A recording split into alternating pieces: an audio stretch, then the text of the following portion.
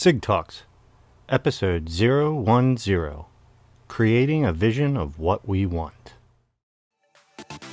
Hello, and welcome to SigTalks with your host, Dr. Carrie Sigafoose, your home for the chiropractic philosophy, where we discuss the teachings of Dr. James Sigafoose, from his writings to his talks and his many audio presentations.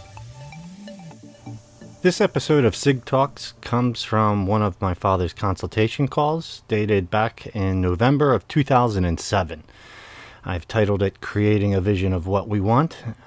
So sit back, relax, and we'll get right into it, and I'll talk to you on the other side. Okay, here's what I want you to do. I want you to think about this. I'm going to ask you a question. I want to know if any of you have seen a yellow Jeep in the last month. Just think about that for a minute. A yellow Jeep. And if you haven't, then I'm going to tell you this, that you can see a yellow Jeep right now, if you want to. So I'm going to ask you to close your eyes, all of you, and visualize a yellow Jeep. And then make it very specific. Go over the specific details of how it looks from different angles, from the top, from the back, from the sides, from underneath even. How did it feel when you touched it? And how did the interior smell? So you need to think about seeing it from all different angles, what it felt like, what the temperature of the thing was, what the consistency was, and what it smelled like. With your eyes closed.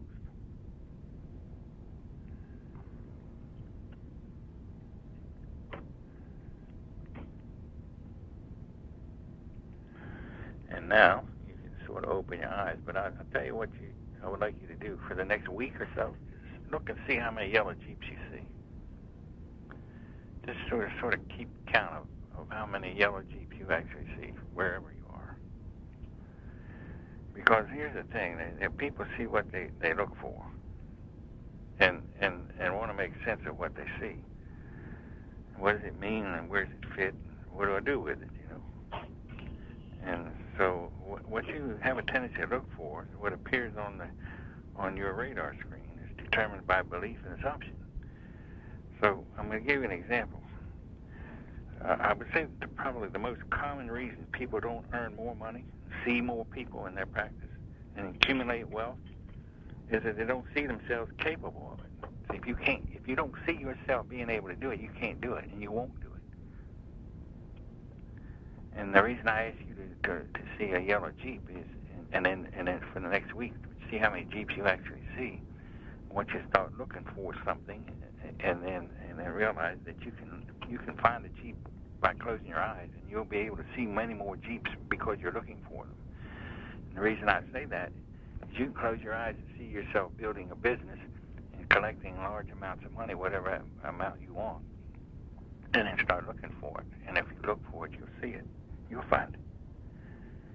And so once, a person really sees him or herself as capable of doing something, whatever it may be, all sorts of things begin to happen.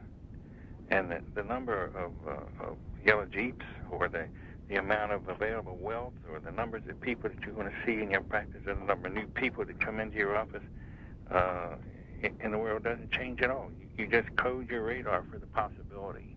Do you understand what I'm saying here? Anybody? Everybody? It's a very simple thing I'm saying, but sometimes the simple things are too complex for us to understand. So you need to establish a vision, and that requires both an art and a science. Because a vision crystallizes a possibility into a fundamental articulated idea. And so constructing a vision gives you the hope and the possibility, a shape and a form. And then you inhabit the experience of your vision as a guide to creating it. Now, I don't know how many times I've told you how we started the business by being able to get rid of a salesperson. I told them that we were seeing 80 people a day. Then I started seeing 80 people in my mind, and then realizing that 80 people at that time was, my fee was only $3. but that's $240 a day, and that amounted to a little over $1,000 a week, which in 1960 or 68 was a good bit of money. But I saw it clearly, and I talked about it, and I felt it, and I smelled it, and I adjusted empty tables, and I touched their clothes, and I touched their hair, and I touched their skin, and I smelled their various smells. I did it every morning, and it was making a vision become a reality in my mind. And I gave it a shape and a form, and I experienced it, and I experienced like it was actually happening in my vision, just like you can see a Jeep right now in your vision, and experience that Jeep. And then once again, you'll be able to see as many Jeeps as you look for next week, and you'll probably see a whole lot more than you ever realized because you're looking for them. You could see more people than you realize. You could have more new people than you realize. You could have more money than you realize if you started looking for it. That's the whole thing that we're talking about. We need to create a vision and make it and experience that vision, and then start looking for the thing that we visualize. So you need to construct your own vision, and what you do is clearly define your success, whatever that is, whatever your criteria is for measuring success, and then you need to want to change to start your life over to be happy or so on. That's not what we're talking about. Because these are all imprecise. They're abstract goals. You know, I want to start all over again, or I want to go to Timbuktu, or whatever. That's very vague. But and it's sort of theoretical, you see. But they're not useful. Those criteria are not useful at all because there's no way to live a theory. So you have to be very specific and concrete.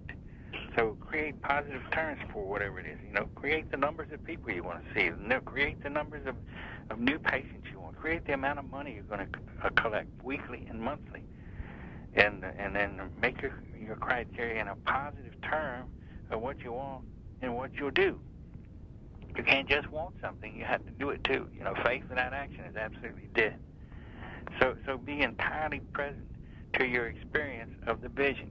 You got to feel it. You got to see it from different angles. You got to smell it. You can even spend the money if you want to. But you have to make it a real life experience within your vision, and once you're in your body, once you realize that being in your body, what you feel and what you think is very, very important. So form a tangible vision and picture yourself as you would be if you just succeeded at your goal at a specific time. In other words, how you feel. I don't know if Carrie's on the phone tonight or not, but I remember talking to her one time, and I said I was going to pay all of her bills, put $1 million in the bank, that tax-free. How would you feel? And she at that time she was having a problem. She said, but she wasn't worthy of it. Well, and then she'd never get it. But since that time, she's become worthy of it. She's doing very well. I mean, so what we have to do is see yourself exactly the way you would be. How you feel? What are you doing? What is your emotional thing? What's going on? And that you have just succeeded in accomplishing your vision, which is whatever it is, whether it be in chiropractic or personal or whatever it is. But just you got to see yourself succeeding at that particular goal and at that particular time in the future, whether it be a month from now, 6 months from now, or a year from now, whatever it is. And create the success and make the experience specific to time, place. You got to have time, place.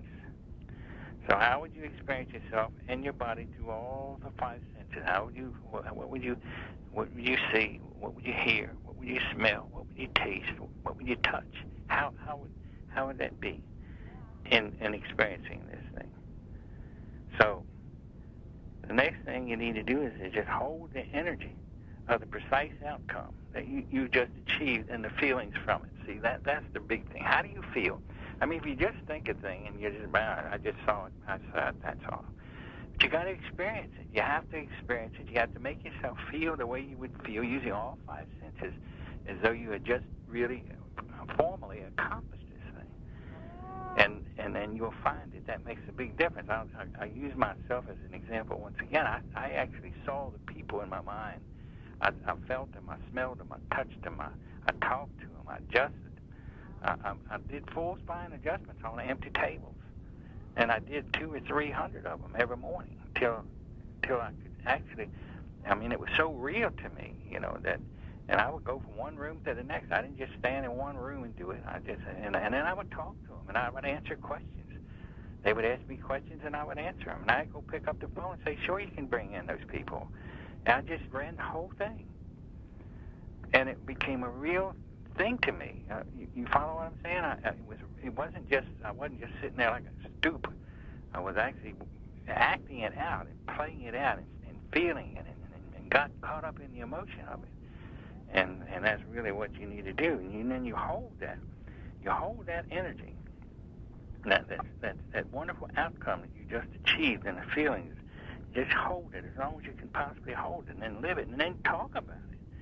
See, and imagine all the details of your success, and inside and outside, and engaging all your senses and your thoughts and your feelings and your bodily experiences, along with all the details of the external scene. And then you need to include the values and the needs fulfilled, and the money you've made, the tactile details of what you're doing, like shaking hands, hugging people, perhaps kissing them on the cheek, or ushering someone in and out of your office, or whatever, smelling their smells, and doing whatever you do. Carve out a few minutes at the beginning and the end of every day to read this vision for yourself.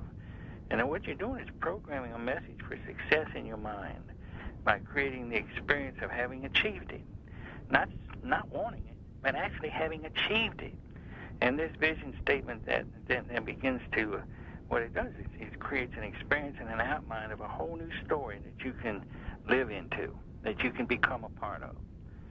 And you don't have to be motivated in order to plan and act, because as you move toward a vision, as you get involved in a vision, it'll create its own motivation. It'll stimulate you.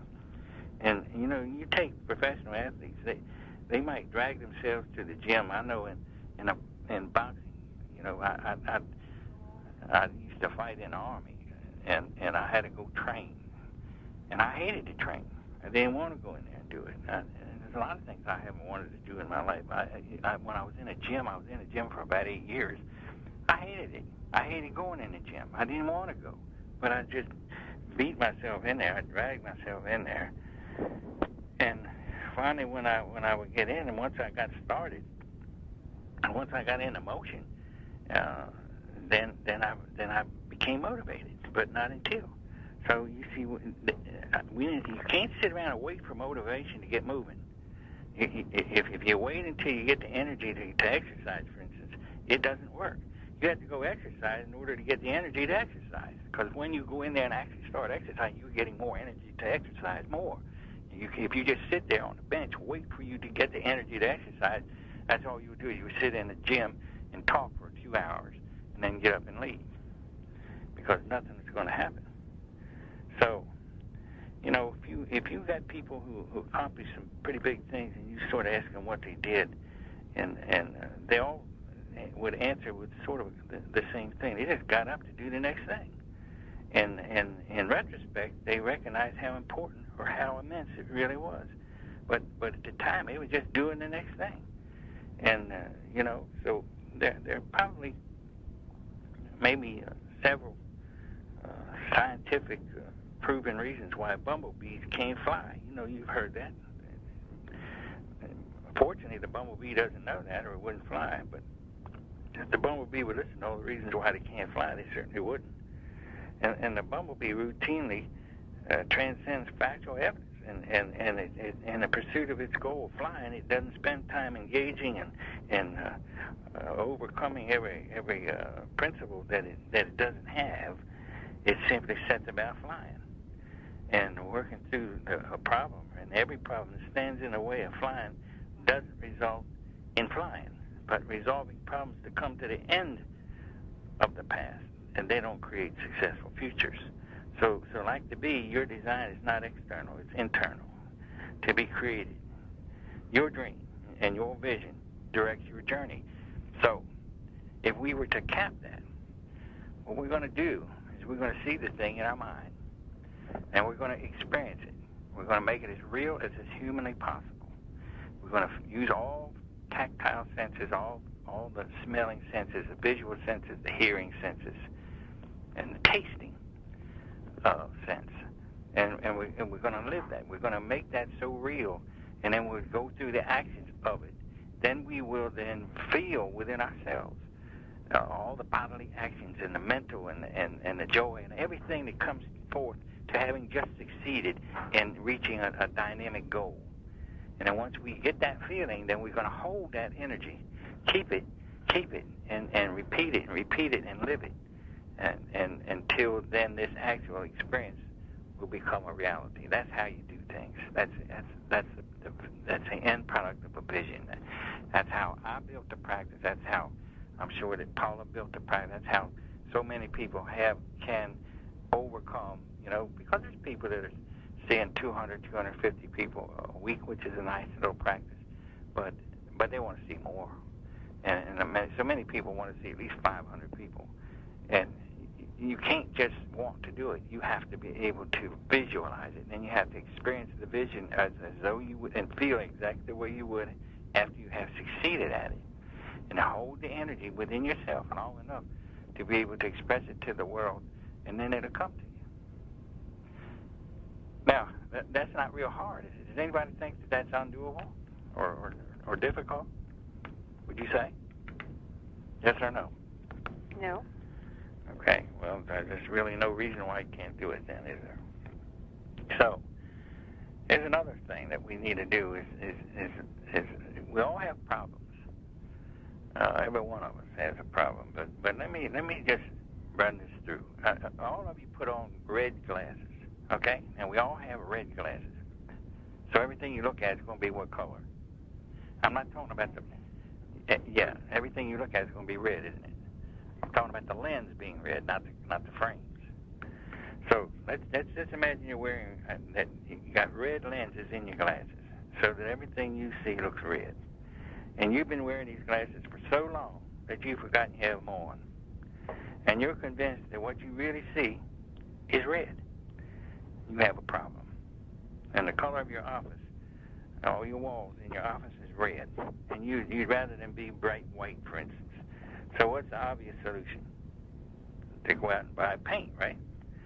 And paint them. So that's what you do. So on your next available Saturday, you buy a paint and a roller and a few brushes, and move all the furniture out of the office, turn on some music, and start painting. It takes you most of the day. When you finish, at last, you put down your paintbrush and your rollers and so on. You turn to inspect your work, and good God Almighty, the walls are still red. Must have been poor coverage. So being discouraged and tired, you're going to get more expensive paint the next day and start all over.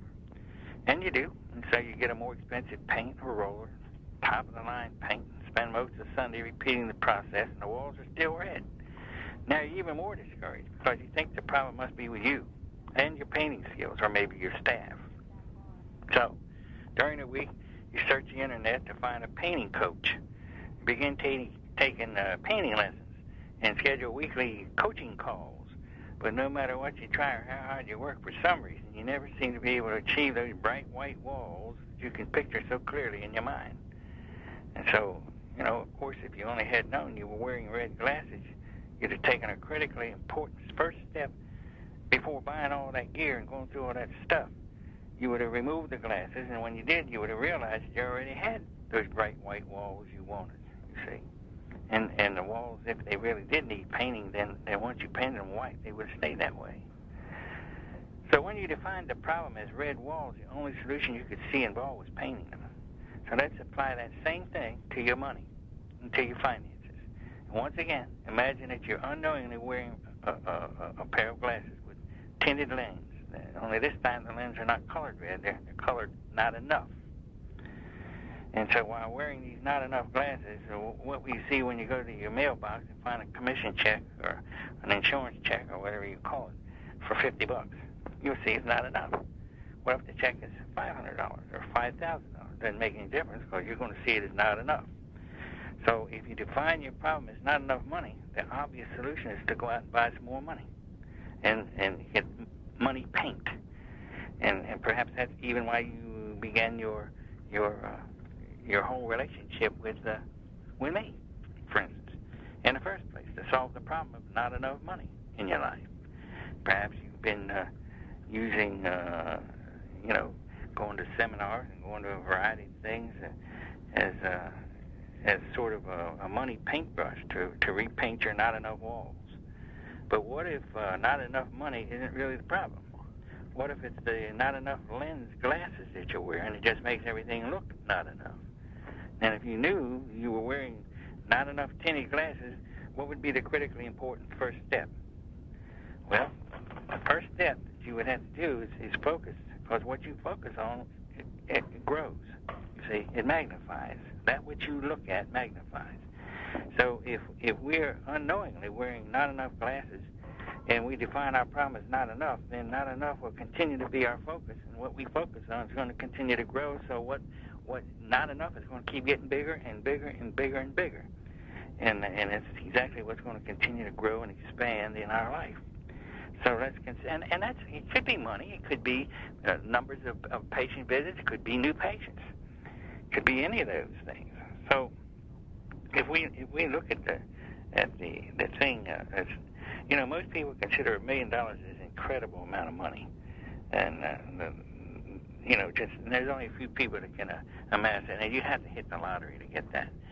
And but there's a good chance that you already have at least $1 million. That you probably earned $1 million already. And if you figure out, particularly if not in your practice in your lifetime, you have allowed $1 million to run through your fingers. I bet you. And so given this, is your problem really not enough money?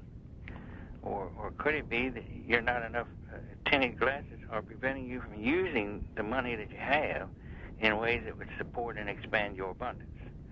Because, you see, so what ends up, we pay a certain amount of money out in our taxes, and so, by being able to write off a lot of things, that's a real asset for us, and then we pay out so much money in interest and mortgages and credit cards and cars and et cetera, and then we spend another probably 10 to 25% on interest in other loans and so on, particularly if you have a lot of student loans.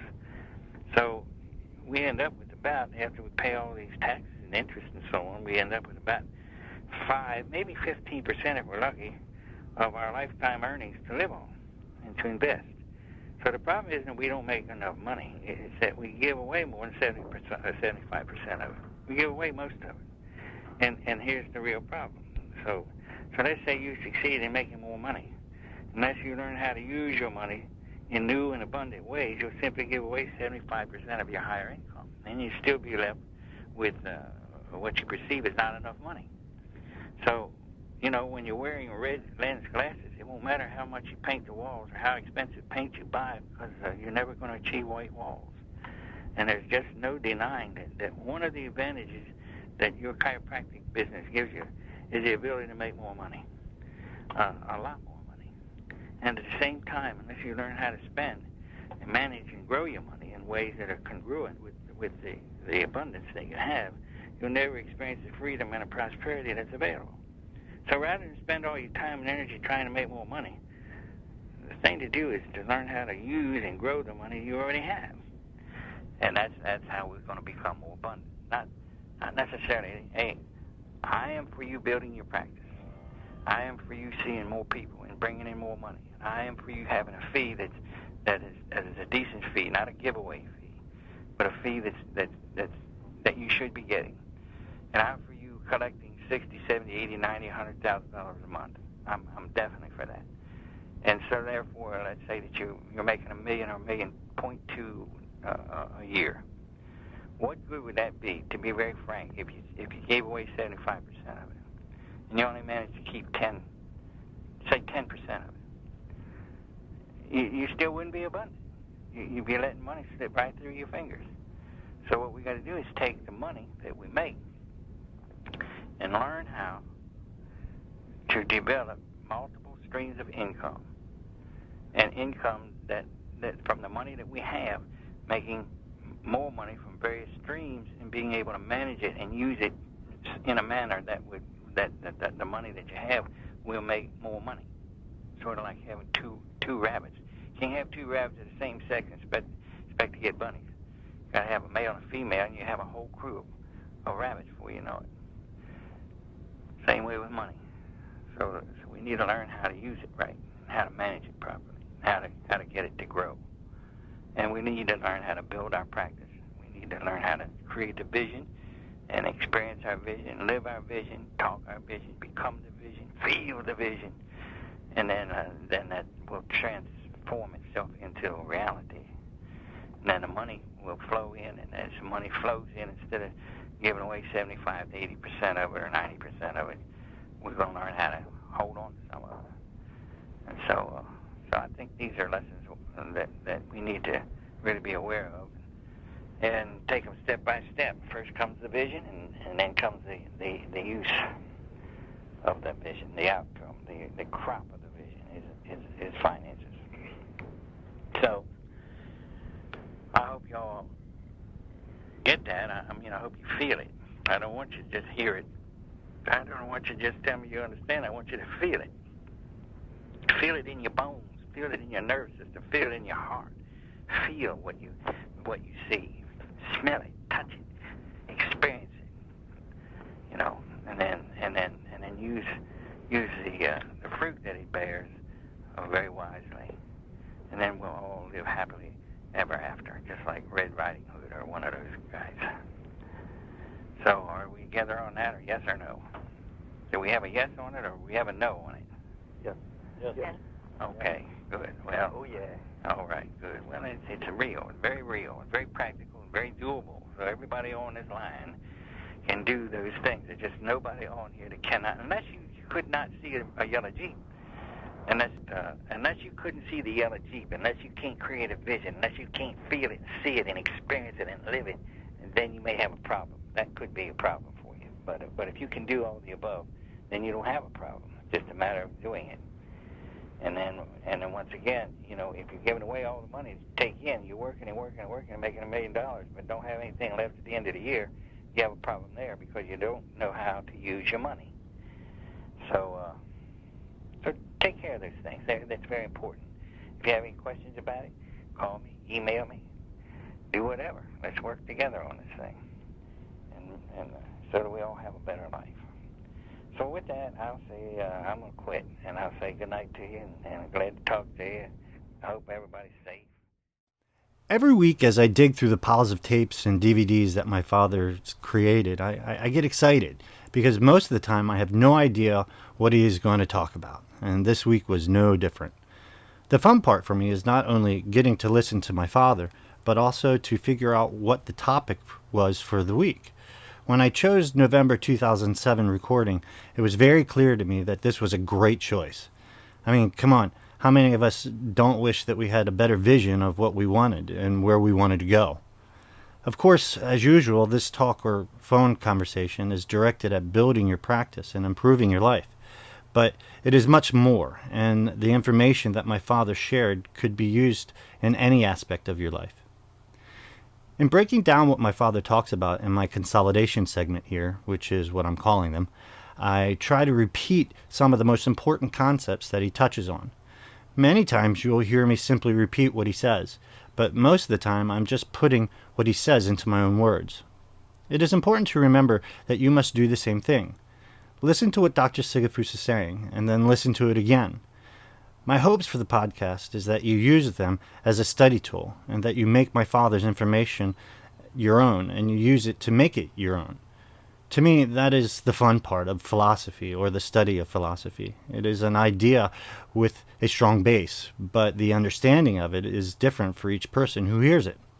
So, though I hope you take what Dr. Sigafoose says for face value, I also hope that you take the information and use it to the best of your understanding. Today's podcast is called Creating a Vision of What We Want. I love the visualization exercise at the beginning of the talk. What most of you don't know is that it takes me about 3 to 4 days to put together one SigTalks episode. So when I started working on this one, I would go out and run errands or go to the grocery store. I had actually already listened to the Dr. Sig's talk 2 or 3 times. So I got to experience the yellow Jeep exercise. And well, all I have to say is I never knew that so many yellow Jeeps, at least in the kind that I pictured in my mind, could have been sold within a 10-mile square area of my house. I mean, come on, really? That many yellow Jeeps? So visualization is people seeing what they are looking for, or the information of mental visual images, or the active process of interpreting in visual terms, or of putting into visible form. The problem here is that most people don't see what they are capable of. If you can see what you want, not only out of life, but also in your practice, you can achieve it. When visualizing, it is important to understand what it means, where you fit, and what you are to do with it all. We all want to make sense of what we see in our mind. A vision requires an art and a science, because a vision crystallizes a possibility into a fundamental articulated idea. If you look for what you want out of life, you will find it. And if you create a vision of what you want in your mind, you have to be very specific and concrete. Constructing a vision gives you the hope and possibility. It will begin to take shape and form, and then you must inhabit the experience of your vision in your mind as if it is real. This is the art and science of creating a vision that Dr. Sigafoose was speaking of. You have to make a vision a reality in your mind and clearly define your success. Then you have to make the changes in your life in order to reach that goal. Again, you have to be very specific in what you see. Make your criteria in a positive term as to what you want and what you do. Then take action, because just as Dr. Sig said, faith without action is death. Take a moment here. What is your emotional state? What is going on in your mind when you create the vision? Remember, it has to be specific. Picture the time, the place. Picture the number of patients you want to see. See the money that you are collecting and depositing in the bank. Heck, see the things you are spending the money on. In this segment, Dr. Sigafoose says, if you think that you are not worthy of something, then you will not be worthy of it. Then you will not succeed. This has to be a real life experience to your whole body. You must form a tangible vision and picture yourself as you would be if you succeed at your goal, because you have to see yourself succeeding at whatever your vision is. You have to make yourself feel it. Use all 5 senses to accomplish this. Smell what your office smells like, and how the patients smell, and how it feels when you adjust them. Hear the people in the office and your staff being busy. Feel the emotions that you feel at that moment. Talk about your success out loud. It goes back to what Dr. Sigafoose said. It has to be real.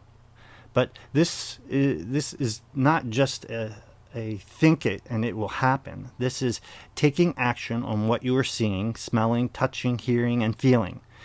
Without the action step, then nothing will happen. By making all of this so real and holding that energy as long as possible, it will slowly start to become real. You can't just want to succeed. You have to envision it.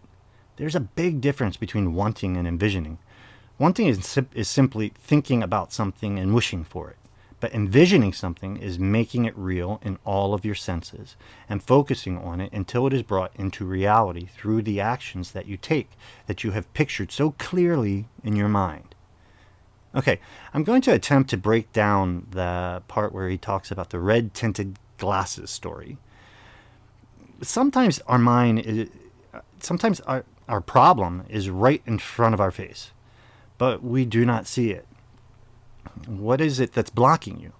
What is it that no matter what you try, you cannot achieve what it is you want?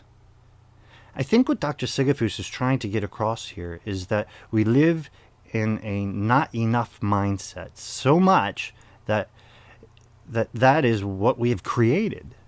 So you are working and talking you are working and taking all the action steps, and you are still failing. It could be that you are not enoughing yourself, not enough patience, not enough money, not enough free time. What you are focusing on is what you are bringing to the table. So no matter how many coaches you hire or how many programs you put into action, you have to get out of that lack of abundance mentality.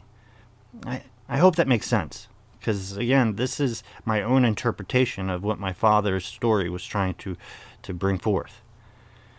What he calls this is programming. It's programming your mind to achieve what it is that you desire. Remember, this, if nothing else, what you look at or visualize is magnified in your mind. So don't just hear what Dr. Sig is saying, feel it. Because even though it is just visualized, it is a very real thing. From all of what I've heard today, I think the most important thing to take away from this podcast is that all of this will only work if you can envision what it is you want. Can you envision that yellow Jeep he talked about? The sight, the smell, the sound of it all. Well, does your brain hurt yet? Well, I think that brings us to the end of another show. Before I go, I just want everyone to know that the Sigafoose.com website will go live on March 30th. And if you want us to remind you, then just go over to Sigafoose.com's landing page and put in your name and email where it asks, and we will send you out a reminder of when the site launches. But also, we will give all subscribers to the site a first look at what we are up to, and also send out emails now and then with some pretty awesome ways to expand and grow your practice. Well, thanks again for joining us, and we'll see you again real soon. And as always, give, love, do, serve. Take care. Thank you for joining us today. If you're interested in more of Dr. Sigafoose's material, head on over for your daily dose of chiropractic philosophy to www.sigafoose.com and register for our free newsletter and to find today's audio clip of Dr. Sigafoose in its entirety. Remember to give, love, do, and serve.